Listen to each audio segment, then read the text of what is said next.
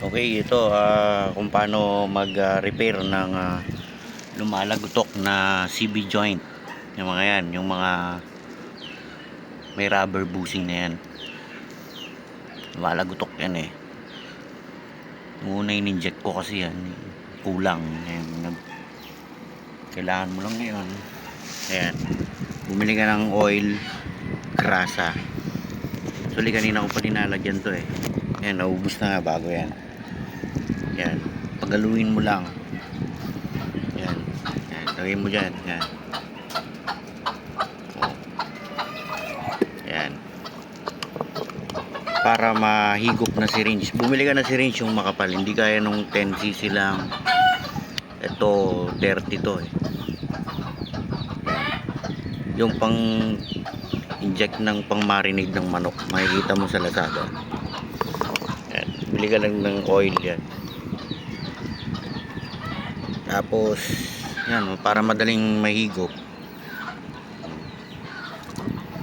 madali lang siyang mahigop, madali din may lagay. Yan. Yung hindi masyadong malapot. Yan o, diba? Isang kamay lang gamit ko, nahirapan. Nilagay ko siguro 30 ml na. Uy, kulang sa halo eh. Halo mo lang yan para madurog yung grasa. Ito, meron na dito. Pero mas maganda medyo ganyan. Tapos ito, i-inject mo lang dyan.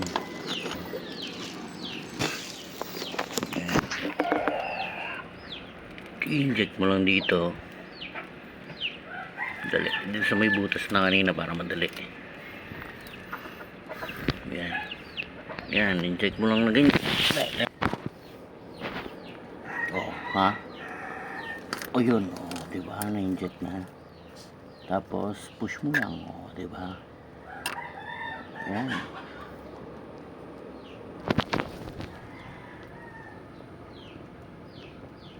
Okay, diba? Oh, ha? Tumatagas dyan eh, ayun oh. This yan, dalawang 30 ml, 60 ml na yun nakalagay dyan.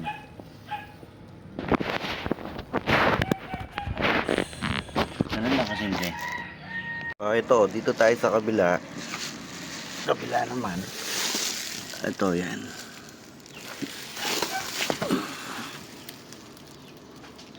Tutusukin lang natin yan, boy. Ayan o, diba? Lakas nitong pang marinade ng manok.